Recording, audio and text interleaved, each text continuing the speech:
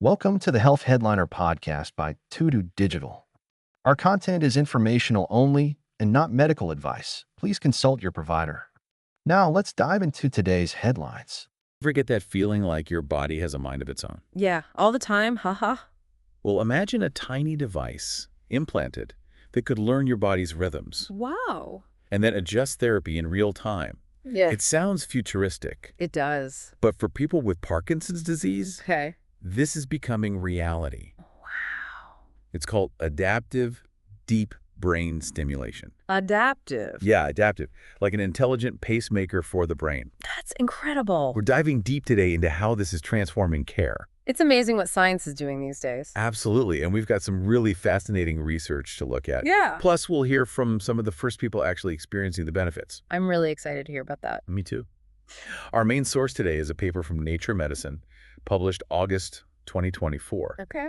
It examined how this adaptive deep brain stimulation, we'll call it aDBS, aDBS, got it. helps manage those daytime movement symptoms of Parkinson's. Right, makes sense. But we're also looking at another study. This one's from Nature Communications, earlier in 2024. Okay. Now, that one focused on using aDBS for insomnia. Interesting, because sleep is a big issue with Parkinson's, right? Huge, yeah. Yeah. And to ground this all in reality, we'll be referencing a health news article, March 2025. Okay. It highlights how this therapy is actually affecting people here in the U.S. So we've got the science and the real-world impact. I like it. Exactly. So our goal today is to break down how aDBS works. Makes sense. What makes it different from the older deep brain stimulation? Right. What are the initial findings telling us? Yeah. And then the big one, what does this mean for people with Parkinson's and their families? I think that's what everyone wants to know, the hope this brings. For sure. So let's unpack that first study. Okay, the Nature Medicine one. Right, the one about those daytime movement symptoms. What was the main point they were trying to figure out? Well, the core of it was to compare. Compare what? How effective is aDBS, this adaptive kind, compared to the regular constant deep brain stimulation they've been using? So head to head, see which is better. Yeah, but specifically for those movement symptoms during the day. Right, when people are active and dealing with the most challenges. Exactly. They wanted to see if this responsive approach, the aDBS, had any real advantage. Makes sense. So how did they test this? What was their method? They did a clinical trial, Okay, 4 participants. just 4. Yeah, it was a small study. But during the trial, they directly compared the two. aDBS versus the old way? Right. And here's what's interesting. What's that? Each participant, right at the start, they identified their worst symptom. Oh, the one that bothered them the most. Exactly. So researchers could focus on how aDBS impacted that specific thing. So it wasn't just general improvement, it was targeted. Right, personalized. And that ties into that adaptive nature we talked about. Absolutely. So what did they find? Yeah, what were the results with this personalized approach? Really promising. How so? The aDBS reduced the worst symptom, on average, by 50%. 50%? That's huge. It is. So whatever was bugging them most, tremor, stiffness, slow It movement. was cut in half. Yeah. So it shows the potential, right, Definitely. to manage symptoms in a much more tailored, responsive way. Not just blanket suppression, but like you said, going after the specific thing affecting each person. Right. So then, what is it about this aDBS, the tech itself? Uh-huh. What makes it so effective? This is where it gets cool. It uses artificial intelligence. Yeah, okay. Yeah, so the device, the one implanted, it's always monitoring brain activity, Okay. looking for changes in those patterns, the ones linked to Parkinson's symptoms. Like an early warning system. Kind of, yeah. But here's the key difference. Yeah. Older devices, they just give constant electrical signal. Right, just always on. aDBS, it's smarter. It delivers these calibrated pulses. Calibrated how? The timing, the intensity, it's all adjusted based on what those brain signals are saying. So it's not just stimulating, it's responding. Exactly. Countering those specific changes that make symptoms worse. Wow. So it's like it's listening to the brain and talking back to it at the same time. That's a good way to put it. I've heard this called a closed loop system. What does that actually mean? It's the core of how aDBS works. Okay. Think of it as a cycle. A cycle of what? The device picks up brain signals, analyzes them to see how bad the symptoms are right then. Real-time analysis. Right. And then, boom, adjusts the stimulation based on that. So it's constantly sensing and reacting. Yeah, addressing symptoms practically as they pop up. That's amazing. But do patients have any control, or is it all automatic? Oh, good point. They're not just along for the ride. Okay. They have a device, handheld, lets them switch out of the adaptive mode. So they can go back to the constant stimulation if needed? Yeah, or even turn it off entirely. So there's still that element of patient choice. Absolutely. Yeah. It's not taking over, it's giving them more options. That's reassuring.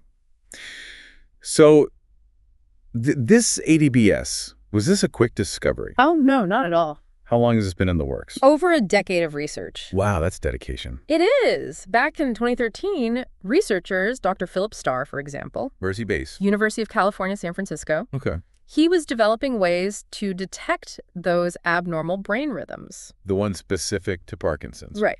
Then in 2021, his team, they made another breakthrough. What was that? They figured out specific patterns within those rhythms. Okay. And those patterns Yeah. directly matched up to the motor symptoms, the tremor and stuff. So they were like, aha, this brain signal means this movement problem. Exactly. But then came the real challenge. Which was? Taking those lab discoveries, making them work for patients in their daily lives. Right, because a lab is controlled, the real world isn't. Precisely. So they needed tools, methods that were reliable outside the lab. Can make a real difference for people. Exactly. That was the key. Now, we know the traditional deep brain stimulation. It often targets a specific spot. You're thinking of the subthalamic nucleus. Is that what it's called? Yeah, deep in the brain. Does aDBS do the same thing? That's a good question, and it's a key difference. Okay. So constant stimulation, that usually does focus on the subthalamic nucleus. Okay. But the aDBS folks, they got creative. How so? They found better signals in the motor cortex. The motor cortex, that makes sense. It controls movement. Exactly. And the big advantage, the signals they wanted to use, they weren't weakened by the stimulation itself. Oh, that's important. Yeah, if your measuring tool is getting messed up by the treatment, that's a problem. Makes sense. So with the motor cortex, they could both stimulate and monitor without interference. So smart. They found a workaround. It was crucial for that adaptive loop to work. I can imagine processing all that brain activity in real time, no less. Yeah, Must be quite the challenge. it was a huge technical feat. How did they manage it? They had a dedicated team, postdocs. Those are like super researchers, right? Pretty much, yeah. Doctors Karina Orn, Stephanie Cernera, Lauren Hammer, they were key. Okay. They built this system. Think of it like a data analysis pipeline. A pipeline. Yeah, it's always recording brain activity, analyzing it, looking for those symptom patterns. Filtering out the noise, finding the important stuff. Exactly. And they used algorithms, personalized ones. Neat. Each one was tailored to a specific patient's brain activity. Wow. So specific. Had to be. The algorithm takes the brain signals, analyzes them, Okay. and then, boom, triggers the right adjustments to the stimulation. So complex. Super complex, turning raw brain data into a precise therapy. That's remarkable. Now, you mentioned a second study about insomnia. Yeah, the Nature Communications one. Right. We know sleep is a big deal for people with Parkinson's. It really is. So what was the goal of that research? They wanted to see if aDBS could help with insomnia. Specifically. Yeah, it's a common problem. Impacts quality of life hugely. Makes sense. Deep brain stimulation, it's usually been about movement. Right. So this was exploring its use for something non-motor. Expanding the potential applications. Exactly. Was the setup similar to the daytime symptom study? It was a separate trial. Okay. This time they had 4 folks with Parkinson's and 1 with dystonia. Dystonia, that's another movement disorder, right? Yeah, involuntary muscle contractions. Yeah. But the focus was on sleep. So they adapted the tech, I'm guessing, They did, both the implanted device and the algorithms. to focus on what? Brain activity related to sleep. Makes sense. So what did they find out? The device could recognize different sleep stages. Like light sleep, deep sleep, that kind of thing. Yeah. And even more importantly, Yeah. it could spot patterns that meant someone was likely to wake up during the night. So not just tracking sleep, but predicting disruptions Right. Which means it might be able to intervene. to help people sleep through the night. That's the hope. That would be huge for so many people. It would. Is this research still ongoing? Absolutely. They're working on even better algorithms now. Specifically for sleep? Yeah. Dr. Simon Little, Philip Starr again, Okay. and their student Clay Smith. What are they trying to achieve? Refine the aDBS to make sleep even better. And they've already published some findings. Yeah, last year in brain stimulation. So this is a really active area of research. It is, and it shows they're thinking beyond just the physical movement. Right, the whole picture of how Parkinson's affects people. Exactly. So let's zoom out a bit. big picture now. Okay. What are the biggest implications of this whole adaptive approach? I think the biggest one is personalization. Personalized medicine, that's a buzzword these days. It is, but here it's real. How so? Constant stimulation. It's just one level all the time. Right. aDBS, it adjusts to you throughout the day and night. So it's responding to your unique needs. Exactly. Therapy that adapts in real time. That's a game changer. And it seems like it could work hand in hand with the meds people are already taking. Absolutely. It's designed to be complementary. So it's not replacing medication, it's working with it. Right. When meds are doing their job, the device can lower the stimulation. Why is that good? It helps prevent those excess movements, the dyskinesia. A common side effect. Yeah. But then as meds wear off and symptoms come back, Stiffness, tremor, that sort of thing. yeah, the device increases stimulation to compensate. So it's like a backup system, kicking in when needed. Exactly. You mentioned Keith Crabiel earlier from that news article. Yeah, he was one of the first in the U.S. to get aDBS for regular care. What was his experience with medication like? It's a great example of this. Before aDBS, he was on 6-7 pills a day. Oh, Dopamine agonists, common Parkinson's meds, okay. after the device, down to just 1 pill. Wow, that's a huge reduction. Huge. And fewer side effects, too, which he really appreciated. That's life-changing, not just the pills themselves, but how you feel. Right. And it wasn't just the meds. His whole quality of life improved. How so? Both him and John Lipp, another early recipient, they reported big improvements. What? John, he'd had terrible muscle cramps, couldn't even run marathons, which he loved. Oh, that's heartbreaking. Yeah. But after aDBS, the cramps eased up. Enough to run. Enough to run the New York City Marathon. Wow, that's amazing. Keith, he still has some non-motor symptoms, but he calls aDBS a game changer. So it's not a cure-all. No, but it's giving people back their lives. That's what matters. And this adaptive approach, it might not stop at Parkinson's, right? That's what's so exciting. The researchers, they're thinking bigger. Okay, how so? It's the principle of the thing. The closed-loop system. Right.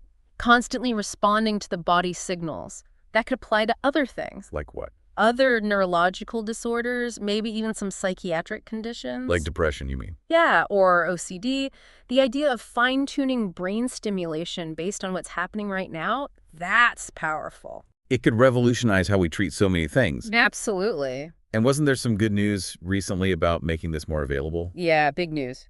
aDBS got FDA approval. FDA, that's the U.S. Food and Drug Administration. Right. So now it's approved for regular clinical care. So it's not just experimental anymore, it's a real treatment option. Exactly. Potentially millions of people could benefit. And Stanford had a big hand in this, didn't they? They were instrumental in the development and early research. It's great to see that kind of progress, but it's always good to be realistic. Oh, for sure. What are the limitations of aDBS? Well, the biggest one, as Keith himself said, it's not a cure. Right, it manages symptoms, but the disease itself keeps going. Exactly. And it might not be the best option for everyone. Okay, why not? For some folks, the constant stimulation might still be better. Interesting.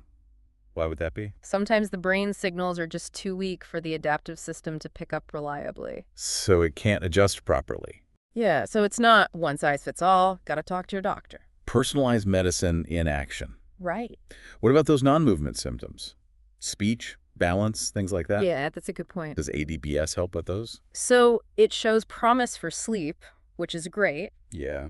But Parkinson's is tricky. There's a lot going on. What other than just movement? Right. Even if aDBS helps the motor stuff, people might still have other issues. Yeah. Changes in their voice, balance problems leading to falls. Oh, that's a worry. Yeah. Anxiety, even with the sleep improvements, some folks still have insomnia. Wow. John Lipp even mentioned needing help to open his eyes in the morning. That's wild. So yeah, it's a big step forward, but not a solution for everything. Important to keep that in mind. And the implantation process, that's still surgery, right? It is. For both types of deep brain stimulation, Okay. they drill small holes in the skull, very precise. To place the electrodes. Yeah, and patients are often awake for at least part of it. To provide feedback. Right. But it's understandable if people are hesitant. It's brain surgery, after all. No kidding. One last thing. This aDBS, it's fairly new in widespread use. Yeah. What do we know about long-term effects? Well, the initial results, those early cases, they're encouraging. Good to hear. But long-term data over many years, that's still being gathered. How are they doing that? They have these international registries tracking patients who get aDBS. To see how they do over time. Exactly. That'll give us the best picture of the long-term benefits and any potential issues. It's good that they're being thorough. Now, you mentioned some expert opinions earlier. Yeah, let's hear what they had to say.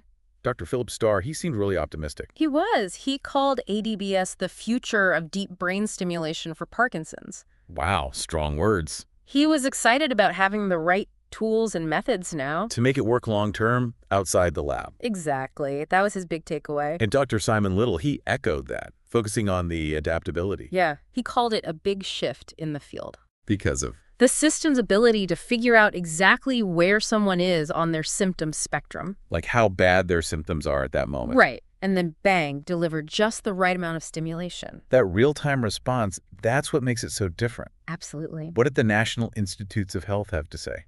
Dr. John Ngai, he's the director of the Brain Initiative there. Brain Initiative, what's that stand for? Brain research through advancing innovative neurotechnologies. Catchy. Well, he said aDBS really embodies their mission Which to revolutionize our understanding of the brain. makes sense. He believes aDBS is a big step toward better Parkinson's treatment. And Dr. Helen Bronte Stewart from Stanford, she had a great way of describing the old tech. Oh, yeah. She said the older deep brain stimulation was blind and deaf to the brain's rhythms. Wow, that's a powerful image. It is. She also thanked the research funders and especially the patients who participated in the trials. Without them, none of this would be possible. So true. And she hopes this treatment reaches everyone who needs it. Of course, but she did mention a challenge. Yeah, the shortage of neurologists. That could make access difficult. It's a valid concern. Lastly, what about the Michael J. Fox Foundation? What was their take? Brian Fisk, their chief scientific officer, he emphasized something important. What's that? We don't have a cure for Parkinson's yet. Right, still working on that. But he said advances in symptom management, like aDBS, those are crucial too. Because it's about improving people's lives right now. Exactly. This whole thing, it really is a different way of thinking about treating these conditions. It is. Moving away from the always-on approach to something so personalized, so dynamic. It makes you wonder what else this could apply to. What other conditions might benefit from this closed-loop idea? Exactly. It's like we're learning to talk to our own biology in a whole new way. To treat the most complex challenges. Really exciting stuff. We've got links to all the research in the show notes. Go check it out, folks. Dig into the details. Think about the big picture. This is just the beginning. It really feels that way. It does. There's so much potential here. And who knows what the future holds? I can't wait to find out. Me neither.